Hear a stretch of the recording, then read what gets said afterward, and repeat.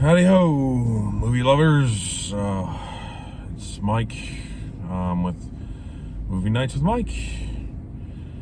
Anyway, here I am with another review for you.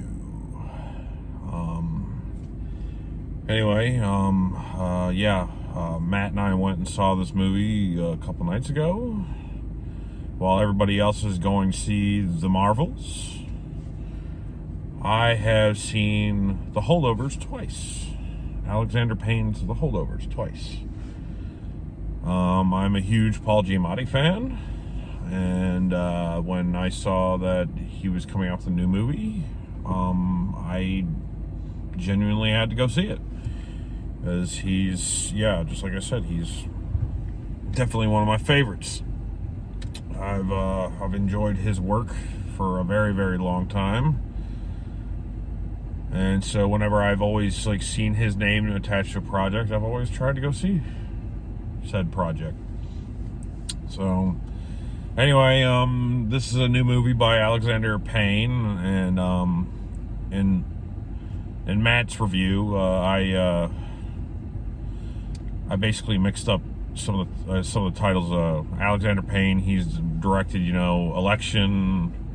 That was the first movie, first mainstream movie he did for MTV back in 1998, I think.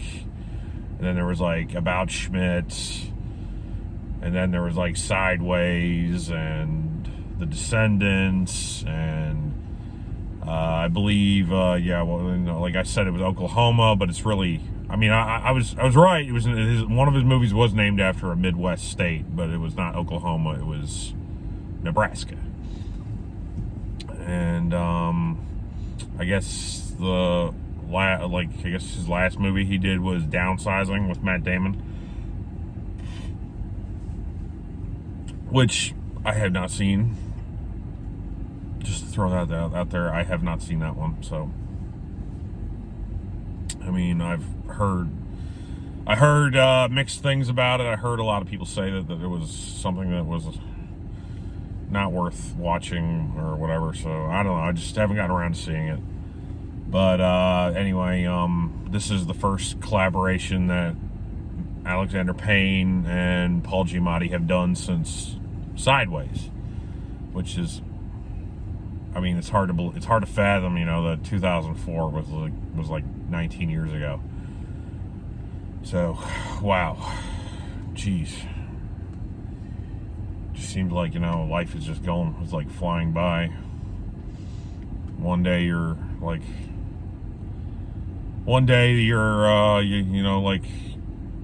in your teens or young adulthood, or a child, and then the next thing you know,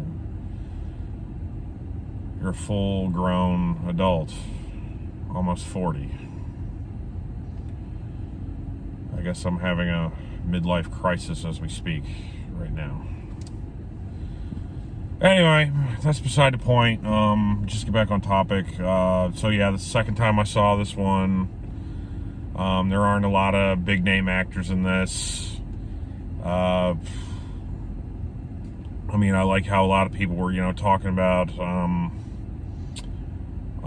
the girl from Killers of the Flower Moon, how she deserves a lot of, Oscar stuff. A lot of Oscar acclaim, for February for the upcoming Academy Awards for her portrayal in the Killers of the Flower Moon. And don't get me wrong, I do think that she did a really good job in that movie for what she was given, but I don't think that was a very, if you've seen my review on it,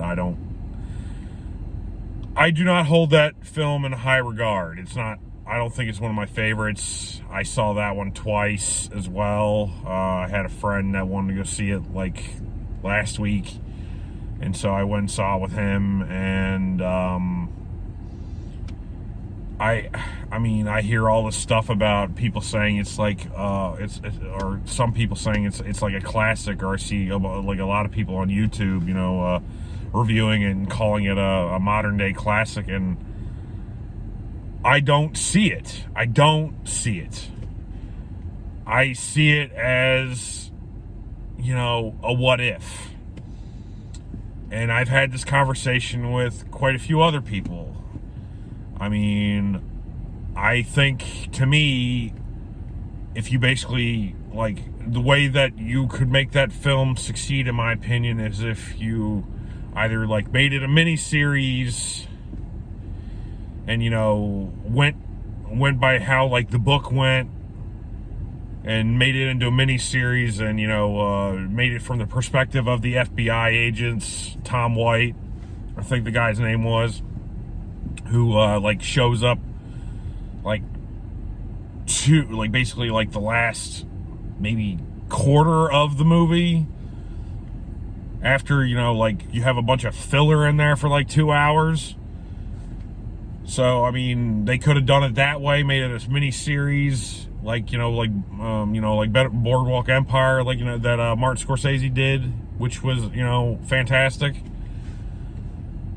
Or you could have got a different director to do it, which I thought would have done a better job of, portraying the case from the book, a better portrayal of the book, adaptation wise, which, I mean, I think David Fincher, if they got him to do it, and he did it, along the lines of how he did the adaptation of the Zodiac novel by Robert Graysmith, and made it into a movie. I think that that would have been a really good idea, a better planned out project than what we got from the Killers of the Flower Moon.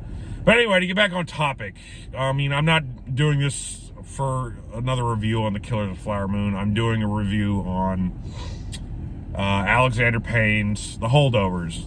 This movie takes place at around Christmas time in 1970, and it's about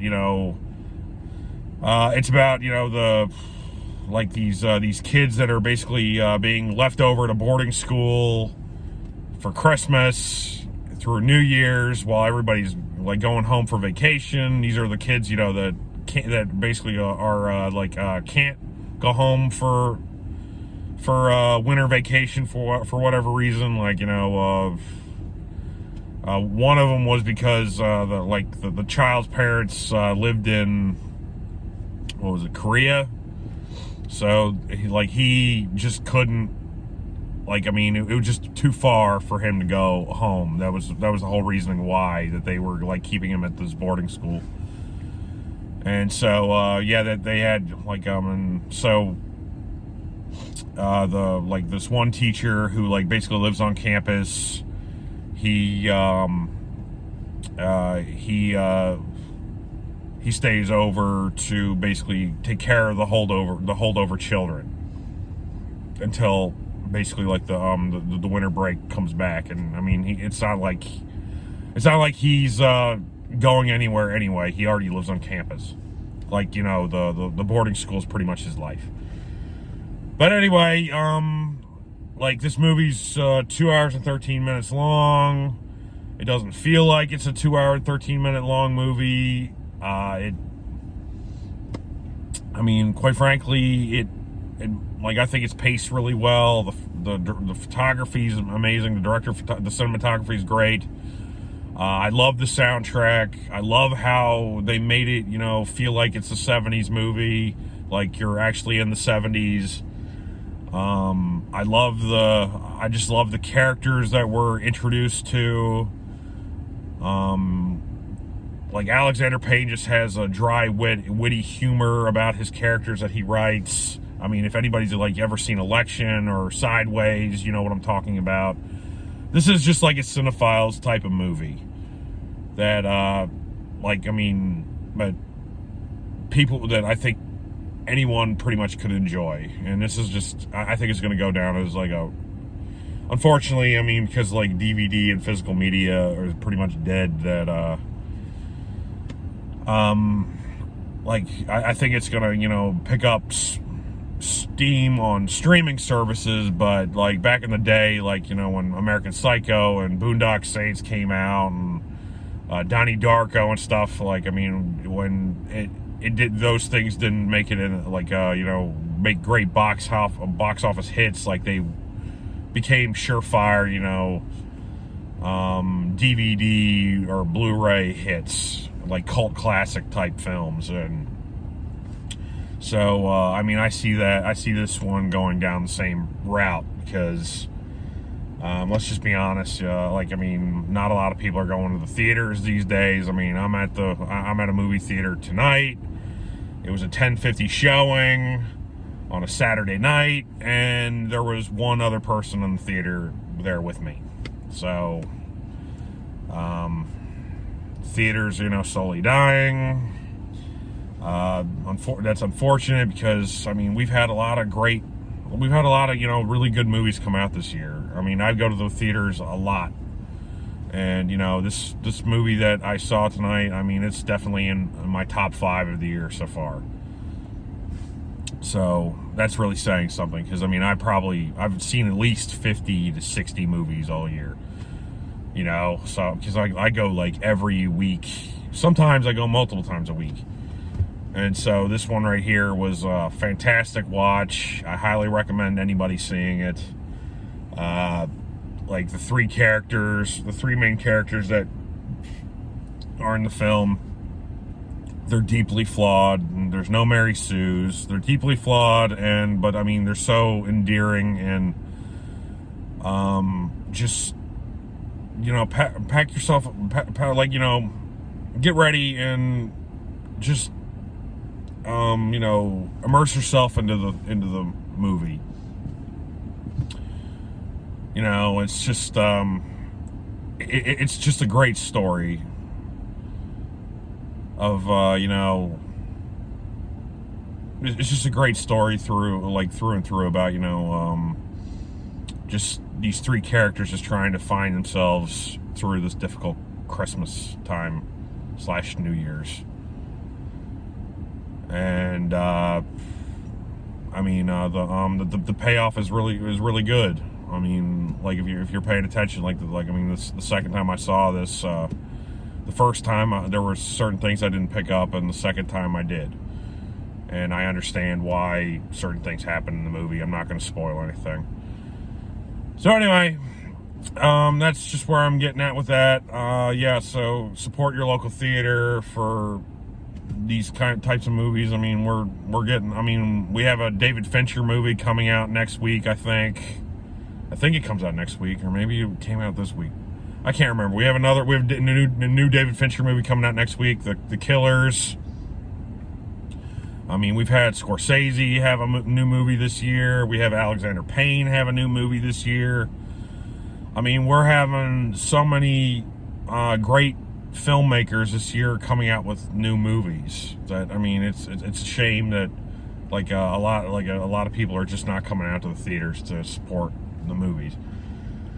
But anyway, that's just my whole spiel on it. Maybe I'm just an oldie, I guess. I just don't want to see the theaters die. Do I like coming out to the theaters all the time? No. Would I rather watch them at home all the time? Yes and no. I mean, it's more comfortable at home, but quite frankly, when you go and see it on the big screen, the way it's intended, it just translates different. It just does. When you see it at home on a little screen, it doesn't translate as well as when you see it on the big screen. And I can say that for a fact because, I mean, yes, I have seen films growing up where, for example, Ghostbusters came out before I was born. And yes, I watched Ghostbusters a bunch of times, but it did not resonate with me the same when I went and finally saw it on the big screen, I think it was the 20th anniversary, or it was the 25th anniversary, something like that. So they re-released it, and so I went and I saw it in theaters, and oh my God, it just, like, I mean, you just notice things differently. Like, the comedic timing hits differently. So that's the reason why I basically say, you know, that you always should see the film as it was intended on the big screen. Because, I mean, like, it's just a different feel to the movie than what you get at home. That's just my opinion. I mean, I could be wrong. I mean, everyone's allowed to have their own opinion, but that's just mine.